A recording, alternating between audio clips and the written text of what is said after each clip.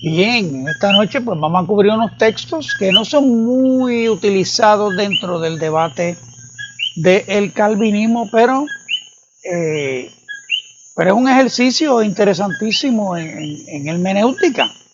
Yo espero que todos ustedes que han tenido la paciencia, ¿verdad? Todos ustedes que aman la tortura de esta serie kilométrica, eh, pues a lo mejor no se han dado cuenta, pero yo en realidad yo no te estoy enseñando a debatir el calvinismo. Te estoy enseñando a interpretar la escritura, que es lo más importante que necesitamos en este tiempo, donde tenemos tanta falsa doctrina, tenemos tanta poca vergüenza, vamos a decir la palabra. Eh, o sea, tenemos tanta gente en un púlpito llamándose ministros con títulos, diciendo disparate, otros están mintiendo y manipulando descaradamente. Y pues uno de mis objetivos siempre ha sido, a través de los años, los que me conocen, pues mira, vamos a ver lo que la escritura enseña, que es muy distinto a lo que la escritura dice. ¿Okay? Así que hoy vamos a proceder a comenzar esta parte. Estamos en la elección parte 5. En la sección anterior cubrimos los textos de Romanos capítulo 11, en donde aparecen las palabras elección, escoger y elegir. Eso es lo que hemos venido viendo sobre este tema de la elección. Vimos también en la sección pasada los textos en Romanos donde aparece justificación, justicia, justificar y justos. Y en todos ellos vimos que ninguno relaciona la acción o condición mencionada con la elección incondicional. La idea del ejercicio es ver si esos textos en donde aparecen esas palabras prueban que la elección mencionada se refiere a la elección calvinista, que propone que Dios eligió quién se salva y quién se pierde desde antes de la fundación del mundo. Eso es lo que estamos viendo en esta sección de la elección.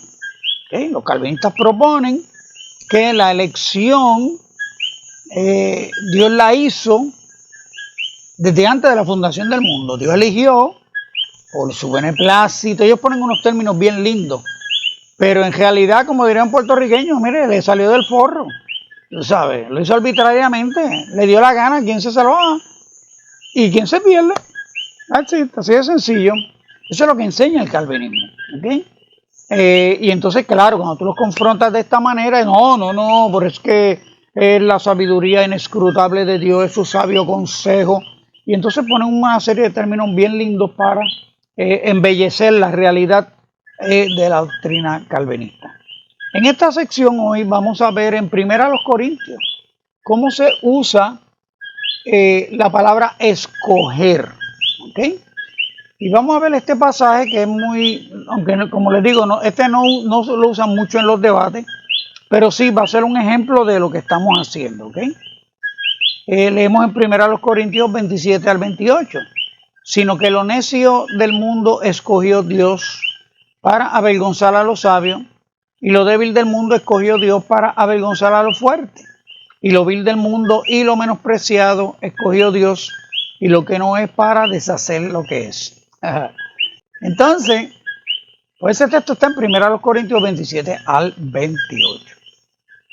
El que ha sido entrenado en predestinéutica, al ver la palabra escogido en este texto, ya da por sentado que fueron escogidos para salvación desde antes de la fundación del mundo. Y al ver el 30, ahí mismito, más adelante, refuerza su conclusión. Mas por él estáis vosotros en Cristo Jesús, el cual nos ha sido hecho por Dios sabiduría, justificación, santificación y redención. Ese es el verso 30. Mas por él estáis vosotros en Cristo Jesús.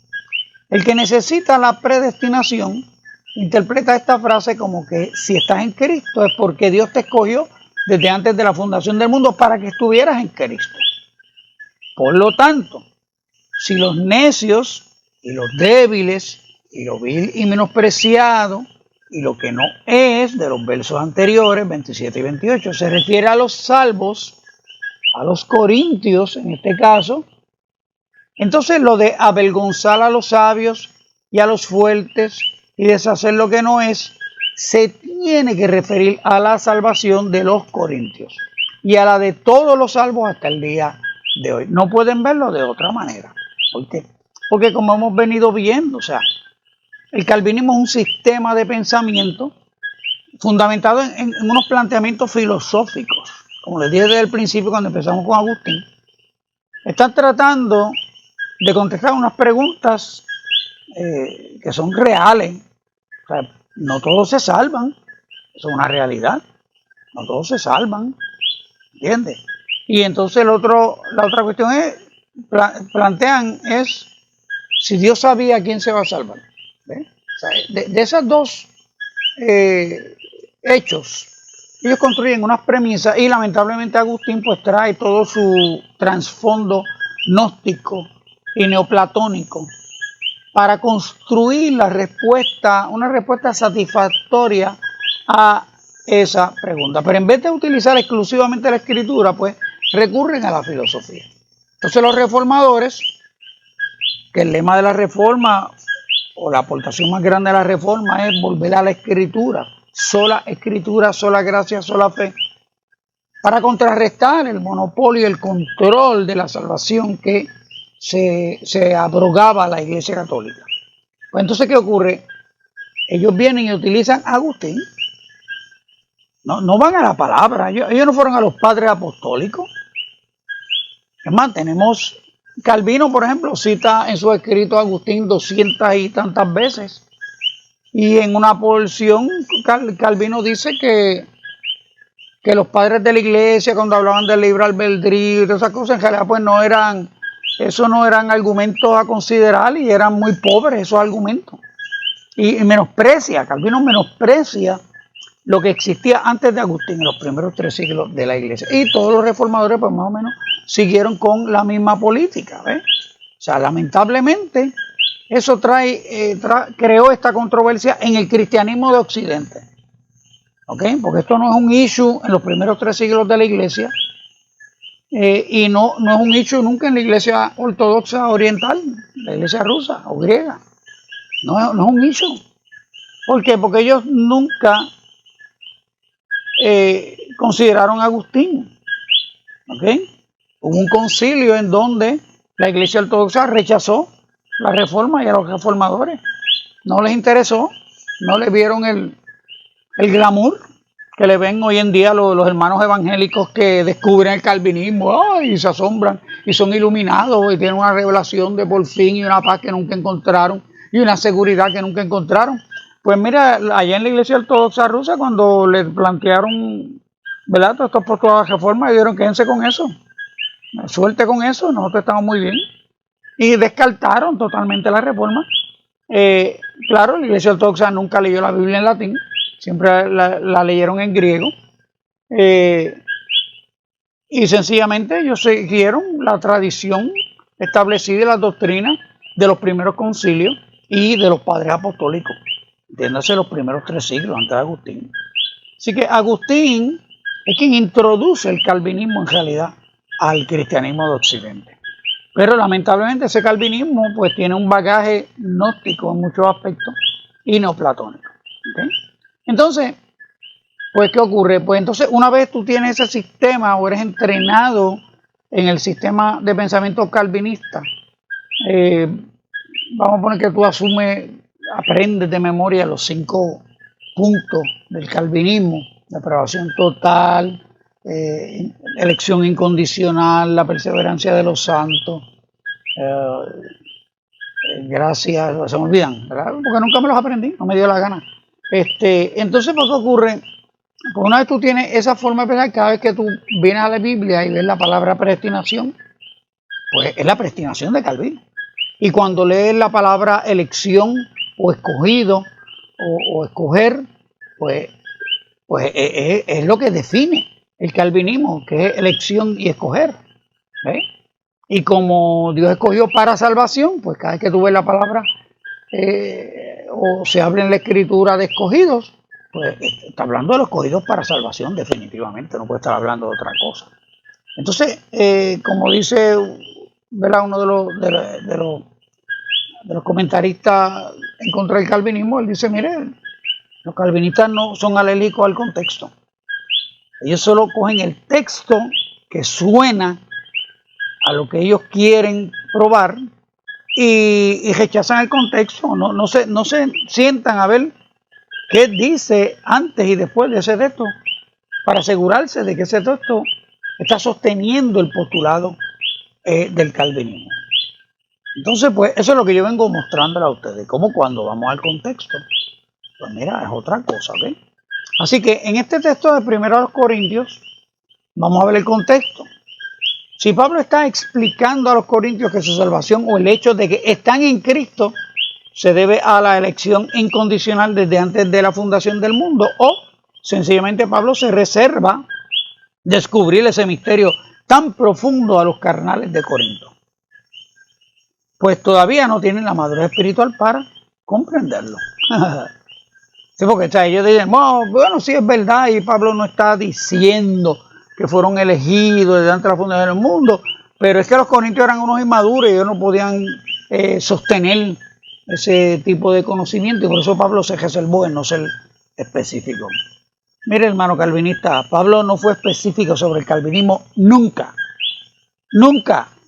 ¿ok? Y Pablo utiliza la palabra elección, y Pablo utiliza la palabra predestinación, ¿ok? Pero en ningún momento Pablo fue explícito en dejar claro que de lo que él estaba hablando era de lo que iban a hablar los reformadores 15 siglos después. No. No te monten esa guagua, que esa guagua no prende, ¿ok?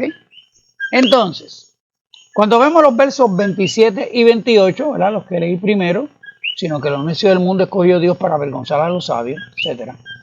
Cuando vemos los versos 27 y 28, no vemos que esté hablando de salvación. No está hablando de salvación. El calvinista ve salvación en todo. Pero no está hablando de salvación. ¿De qué está hablando?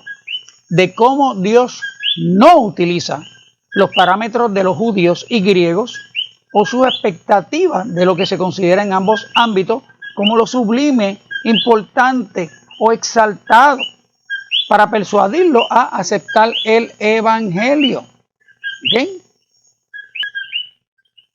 Así que ya Jesús había dicho que los valores del reino eran distintos a los valores del mundo. Entonces les dijo, vosotros sois los que os justificáis a vosotros mismos delante de los hombres, mas Dios conoce vuestros corazones, porque lo que los hombres tienen por sublime delante de Dios es abominación. Lucas 16:15. Y esto lo dijo Jesús en respuesta a que los fariseos se burlaban de él cuando estaba hablando de parábolas sobre la importancia de la fidelidad sobre la riqueza. Eso es lo que está hablando en el capítulo 16 de Lucas. Pero eso introduce eso. Lo que los hombres tienen por sublime delante de Dios es abominación. Y de eso es de lo que Pablo está hablando en este primer capítulo a los Corintios. ¿Okay? Aquí en este pasaje Pablo viene hablando de las expectativas o a lo que judíos y griegos o gentiles le daban importancia y cómo Dios decidió utilizar o presentar el evangelio de manera distinta a como ellos las hubieran preferido para darles importancia o considerarlas relevantes. ¿Okay? ¿Qué dice Pablo?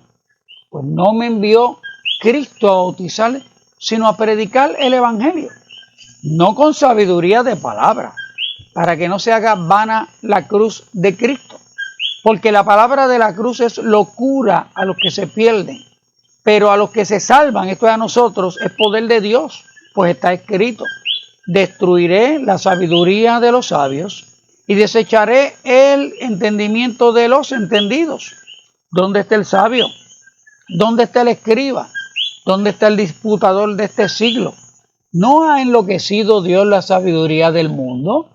Pues ya que en la sabiduría de Dios el mundo no conoció a Dios mediante la sabiduría, agradó a Dios salvar a los creyentes por la locura de la predicación. Porque los judíos piden señales y los griegos buscan sabiduría, Pero nosotros predicamos a Cristo crucificado, para los judíos ciertamente tropezadero, y para los gentiles locura, mas para los llamados, así judíos como griegos, Cristo poder de Dios y sabiduría de Dios, porque lo insensato de Dios es más sabio que los hombres, y lo débil de Dios es más fuerte que los hombres. Pues mirad, hermanos, vuestra vocación, que no sois muchos sabios según la carne, ni muchos poderosos, ni muchos nobles. Eso es primero a los Corintios, del 17 al 26, el contexto inmediato de los textos con los que empecé a hablar. Pablo explica cuál es su función, ¿verdad? Cuando empieza a hablar en este pasaje, en el verso 17, él explica predicar el evangelio, que ya vimos en los textos de Hechos que para eso fue escogido Pablo, no para salvarse. En ningún sitio le dicen a Pablo, el Señor Jesús te escogió para salvarte. No, te escogió para predicar el evangelio y llevar este evangelio a los gentiles. Eso es lo que Pablo dice en las 3 o 4 veces que él habla de su conversión. Pero aquí Pablo se detiene a explicar por qué no les predicó con sabiduría de palabras, que era lo que los griegos hubieran esperado. A eso se refiere cuando dice, los griegos buscan sabiduría. ¿Por qué Dios descartó la sabiduría como método para alcanzar a los griegos? Aparte de lo que siempre he dicho, que Jesús era un fracaso en mercadeo. Pablo dice que Dios descartó la sabiduría, ya que en la sabiduría de Dios el mundo no conoció a Dios. Mediante la sabiduría agradó a Dios salvar a los creyentes por la locura de la predicación. ¿Okay? La iglesia en el primer siglo, inmediatamente, o sea, cuando nace la iglesia tiene dos enemigos. Está el judaísmo por un lado y está el gnosticismo por otro. El gnosticismo no estaba consolidado exactamente como un movimiento que tú pudieras señalar o decirle ocurrió en tal sitio, no. Muchos proponentes tenían esta idea gnóstica de que el conocimiento está oculto y como único tú puedes llegar a lo inefable es cuando ese conocimiento, esa gnosis te es revelada, entonces tú tienes acceso a llegar a ese nivel sublime de conocimiento y de realización. ¿Okay? Y los gnósticos, ¿verdad? No quiero entrar en detalle porque es bastante complicado, pero ese movimiento estaba. Entonces, los griegos, en la cultura griega se le da mucha importancia a todas las filosofías y a todo lo que era razonamiento. ¿Ves? Y entonces los griegos pues le llamaba la atención a aquello que mostraba argumentos fuertes, argumentos bien construidos, buena retórica. Eso era lo que Pablo. Por eso ves que cuando Pablo va a Atenas y empieza a hablarles, empieza su discurso muy elocuente, muy bien construido, hasta que habla de la resurrección. Cuando habla de la resurrección, chacho, olvídate de esa guasa, este otro lado con ese, ¿entiendes? Claro. ¿Por qué hubo el éxito del evangelio? Porque el evangelio es poder. No solo es poder para transformar vidas, era el poder de los milagros, eran los dones del Espíritu operando en los creyentes. Y ahí se tenían que callar la boca, porque veían que era un poder, era la historia, el testimonio de uno que había resucitado, pero como estaba vivo, porque había resucitado, tenía el poder para que en su nombre ocurrieran los milagros. Y esa era la prueba, ¿ok? Esa era la prueba ante esos griegos del evangelio.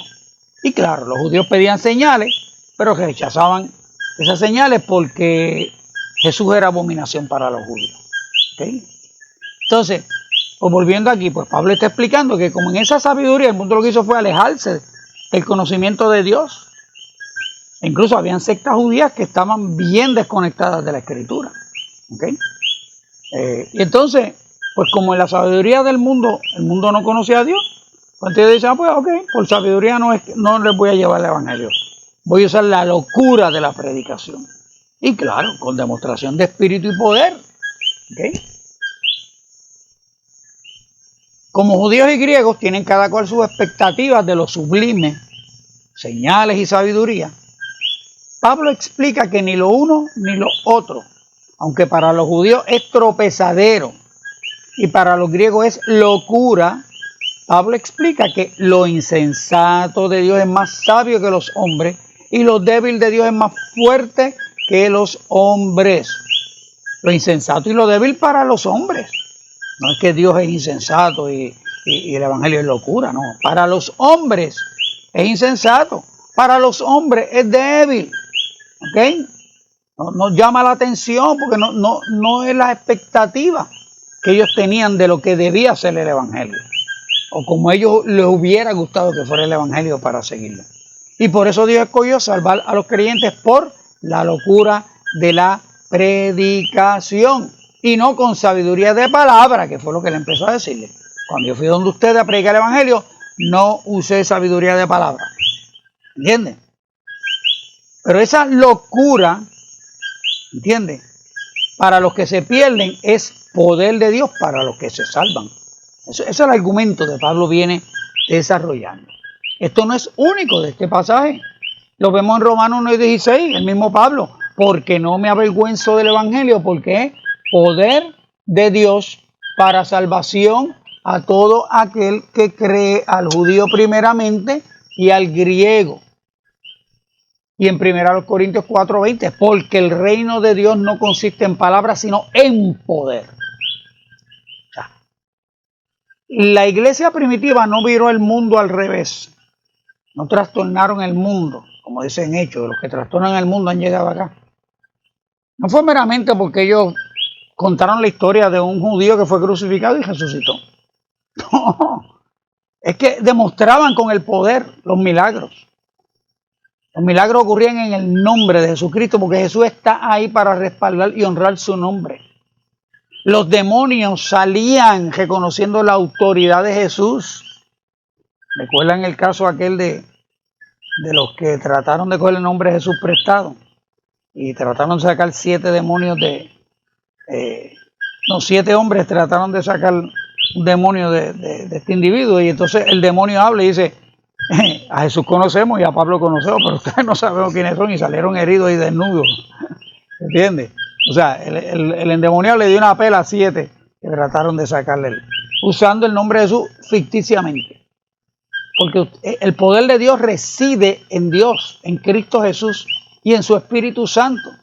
Y el Espíritu Santo se le da a los que obedecen.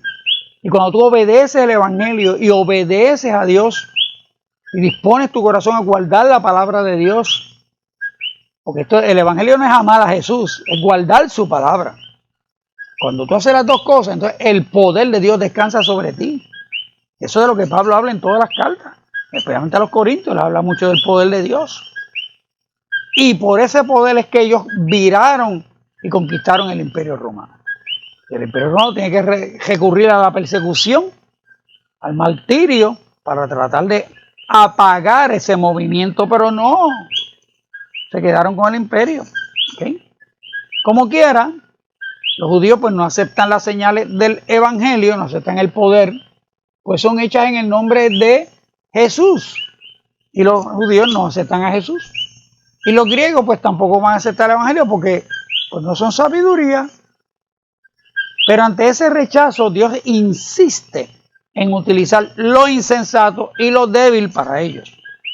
Y por eso ustedes los corintios, aunque no sois muchos sabios según la carne, ni muchos poderosos, ni muchos nobles. Y por eso tanto judíos como griegos los consideran como necios, débiles, viles y menospreciados. Por esa razón, Dios los escogió para avergonzarlos a ellos. ¿Ven? O sea, en la iglesia de los Corintios parece que no había mucha gente de caché. No había mucho pedigrí. Y tal vez pues eso pues añadía al rechazo y a la ridiculización que la sociedad de Corinto hacía a los creyentes. Y por eso dice, tranquilo, este es el plan de Dios, es así. Dios lo escogió a ustedes precisamente porque ustedes son débiles, ¿ok? Porque ustedes para ellos son necios, porque ustedes son locos. Precisamente Dios se está glorificando a ustedes por eso. Así que tranquilo, no se asusten por eso, no se desganen por eso, ¿ok? Dios no los escogió para que ellos, judíos y griegos, se perdieran y los corintios salvos se salvaran. No es el tema, no es el tema. El tema es cómo los judíos esperaban un Mesías a su gusto y los griegos esperaban del evangelio una filosofía al gusto de su intelecto.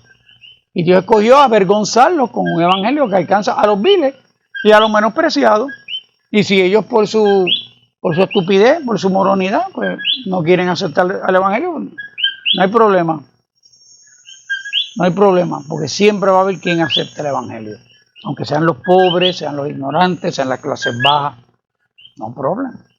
Esa es la idea de Dios.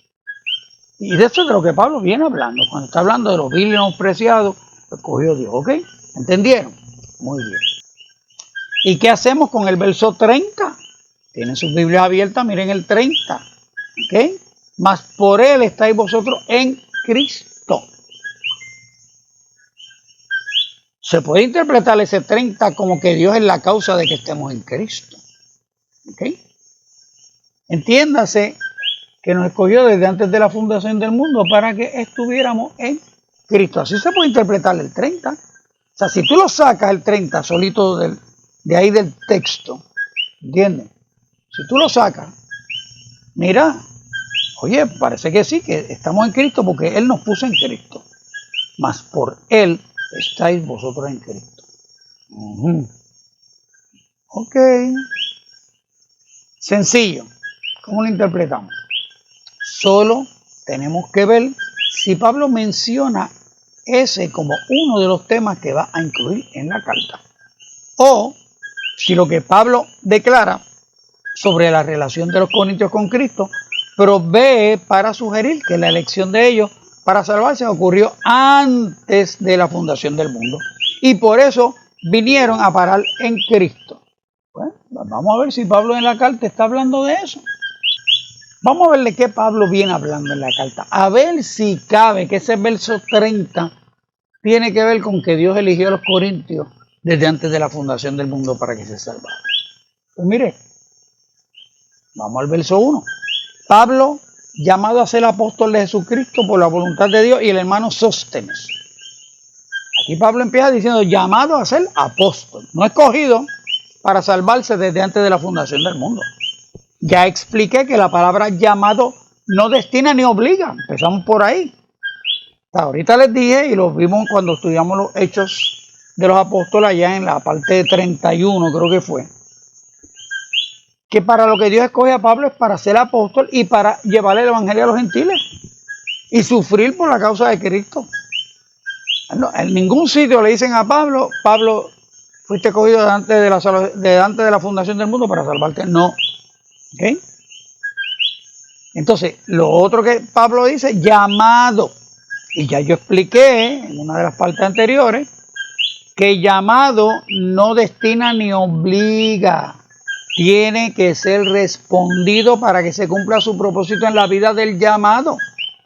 En la predestinéutica, llamado y voluntad de Dios significa destino, decreto, sentencia inevitable e irrevocable y para salvación.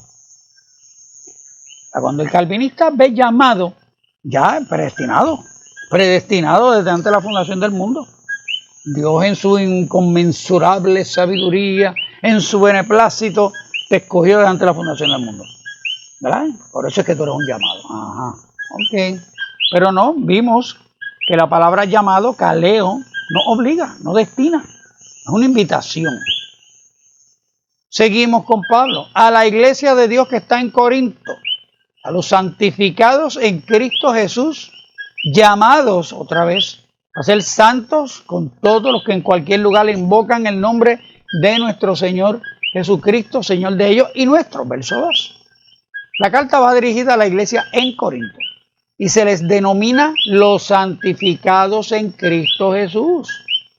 Santificados desde antes de la fundación del mundo. Si no estuviera la frase en Cristo Jesús, tal vez se pudiera concluir eso.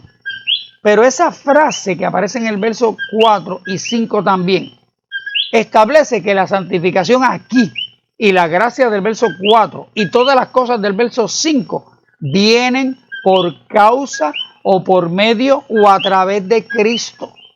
Estar en Cristo es la condición previa para recibir esos dones, no al revés.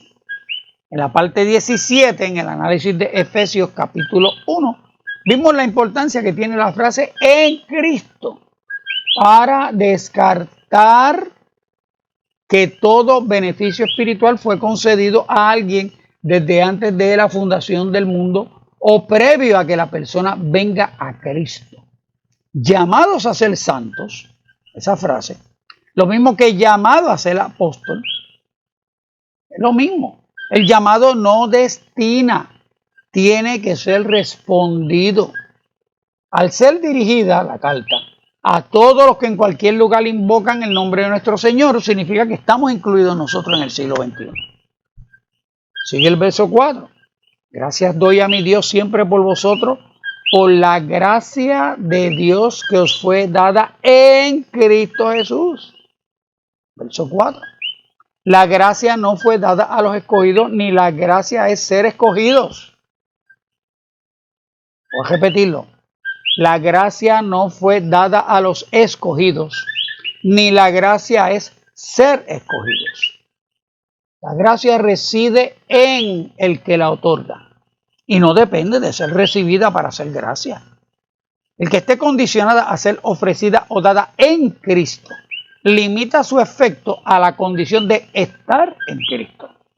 No existe gracia o alguno de sus efectos fuera o aparte o sin Cristo. Métase eso bien adentro en su cabeza, ¿ok? Así que eso lo definí con detalle cuando vimos cómo Agustín empezó a ponerle apellido a la gracia. ¿Okay? De hecho, cuando usted estudia la doctrina calvinista, tú vas a ver que no solo la gracia tiene apellido, la elección tiene un montón hay montones de formas de elección. En la voluntad de Dios tiene 2 o 3 apellidos. La voluntad reservada, la voluntad secreta, la voluntad expresa de Dios, la fe, hay una fe preventiva, hay una fe salvífica, hay una fe para esto. Bueno, tremendo, o sea, un tremendo boutique hacen los calvinistas en su teología. A todo le ponen apellido. ¿Por qué? Porque los términos de la Biblia, como no explican, no cuadran con su definición dentro de su sistema, pues entonces tienen que empezar a inventar apellidos para cada uno de esos términos para que les vaya cuadrando más o menos. ¿Okay? Vamos al verso 5. Porque en todas las cosas fuisteis enriquecidos en Él, en toda palabra y en toda ciencia. Pues aquí todo fue en Él. Nada fuera de Cristo. Todo es en Cristo. Así que vemos que Pablo desde el principio, contexto del capítulo, viene dejando claro que los corintios están en la iglesia y son lo que son porque están en Cristo y no porque fueron elegidos para salvarse desde antes de la fundación del mundo. No hemos visto nada de antes de la fundación del mundo aquí. ¿Okay? Sino que ustedes son llamados en Cristo, santificados en Cristo. ¿Ok? Santificados y llamados a ser santos, lo que implica que la santidad es posesión y proceso. Somos separados por Dios en Cristo, pero tenemos el llamado a seguir y trabajar en esa separación. Eso es tema para otro estudio. ¿Okay? Por eso es lo que envuelve la palabra llamado. Y lo que Pablo le está diciendo, ustedes son llamados, respondan al llamado, porque eso los hace escogidos. Y al ser escogidos, son escogidos para esto, para aquello, para lo otro. Lo mismo que él desarrolla años después en la carta a los Efesios. De tal manera que el Señor de tal manera que nada os falta en ningún don, esperando la manifestación de nuestro Señor. Perdóname. De tal manera que nada os falta en ningún don, esperando la manifestación de nuestro Señor Jesucristo, verso 7. De tal manera, se refiere a la gracia de Dios que os fue dada en Cristo Jesús. Vengo diciendo en la serie que Dios predestinó condiciones, no individuos. Y esas condiciones son en Cristo. Eso es lo que vemos constantemente en el texto, en la narración. ¿Ok? Cuando hice la exégesis de Romanos 8, les expliqué que lo que se predestinó allí fue una condición. Ser hechos conforme a la imagen de Jesucristo, eso es lo que está predestinado en ese pasaje. No es la salvación de nadie la que está predestinada. ¿Ok? Vamos al 8. El cual también os confirmará hasta el fin, para que seáis irreprensibles en el día de nuestro Señor Jesucristo. En este texto, los que necesitan seguridad de salvación aprovechan para reafirmar su postura. Pero aquí nos dice que los confirmará para que no se pierdan, sino para que seáis irreprensibles. Les invito a ver el análisis que hice en Filipenses 2.13 y Filipenses 1.6, al final de la parte 2, que esa está en la página.com, en donde les expuse que no se refiere a salvación, sino a la obra que Dios está haciendo ya en los salvos. Lo que Pablo dice en la mayoría de las cartas se lo está diciendo a gente que ya fueron salvas, no para salvarse. Y fueron salvos porque escogieron a Cristo, creyeron, obedecieron. Hasta aquí vemos que cuando Pablo habla de lo que son y tienen, es en Cristo. No es porque fueron escogidos desde antes de la fundación del mundo. De ahí entonces brincamos al verso 21. Pues ya que en la sabiduría de Dios el mundo no conocía a Dios, mediante la sabiduría agradó a Dios salvar a los creyentes por la locura de la predicación. En este verso, partiendo de la realidad del fracaso del mundo en conocer a Dios, Pablo pasó por alto la oportunidad de explicar la salvación de los creyentes, aclarando que dependía de la elección de Dios desde antes de la fundación del mundo, y se desvió, y esto lo tengo entre comillas si miran la pantalla, pasó por alto, entre comillas, desvió, entre comillas, diciendo que es a través de la locura de la predicación que Dios salva a los creyentes. Porque Pablo no aprovechó y puso ahí, es como, ya que en la sabiduría de Dios el mundo no conocía a Dios, mediante la sabiduría agradó a Dios salvar a los creyentes, eligiéndolos desde antes de la fundación del mundo. Pudo haber puesto eso y no tendríamos este debate al día de hoy. Pero no, está diciendo, los creyentes son creyentes, vienen a ser parte del cuerpo de Cristo por la locura de la predicación. Es como se adquiere la salvación. ¿Entiendes? Ese es el orden. O sea, se predica. El oyente se arrepiente, cree, obedece.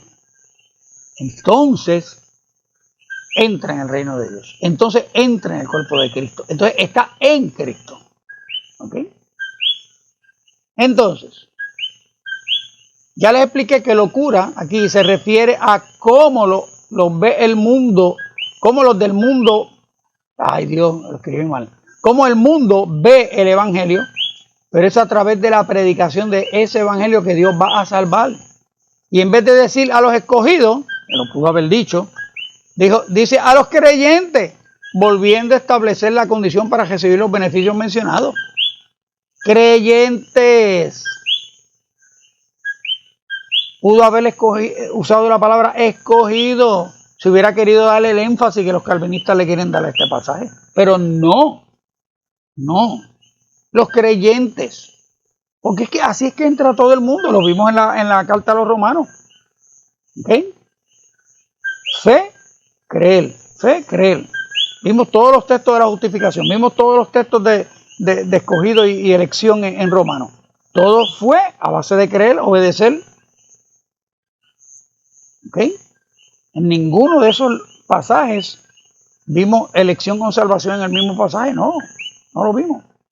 Y aquí está hablando de salvación, creyentes. ¿Ok?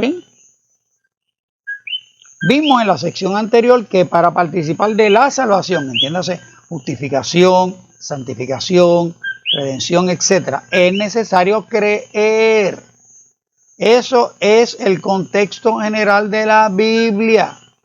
Pero en el contexto del capítulo, ser creyentes junto con estar en Cristo es suficiente para interpretar el verso 30.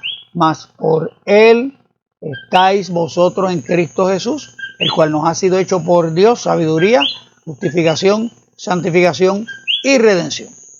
No es que Dios nos escogió para estar en Cristo, sino por estar en Cristo. ¿Ven la diferencia? Déjame repetirlo porque se lo subrayo ahí en el texto. No es que Dios nos escogió para estar en Cristo, sino por estar en Cristo. Santificados en Cristo. La gracia de Dios que os fue dada en Cristo. Fuisteis enriquecidos en Él. No es que nos puso en Cristo, nos llamó a ser santos. Y fiel es Dios por el cual fuisteis llamados a la comunión con su Hijo Jesucristo nuestro Señor. 1:9. El llamado no te pone en Cristo. Tú te pones en Cristo al responder el llamado. Si el llamado es lo que dice el griego, que es una invitación, no una imposición, en ese contexto es que tenemos que interpretar el verso 30 cuando dice, mas por él estáis vosotros en Cristo. Contexto es lo que está escrito en la Biblia. Contexto no es la teología construida por Agustín y los reformadores. El contexto habla de los que están en Cristo y los llamados. La teología calvinista habla de los escogidos por Dios desde antes de la fundación del mundo para estar en Cristo. Un calvinista, proselitista, militante y rabioso alegará que el contexto no dice como esos que están en Cristo llegaron o vinieron a estar en Cristo. Exacto. Pero tampoco dice que fueron escogidos para estar en Cristo. Ahora, el contexto sí dice que son llamados. Y llamados son los que responden al llamado. No los que son arrastrados a cumplir el llamado.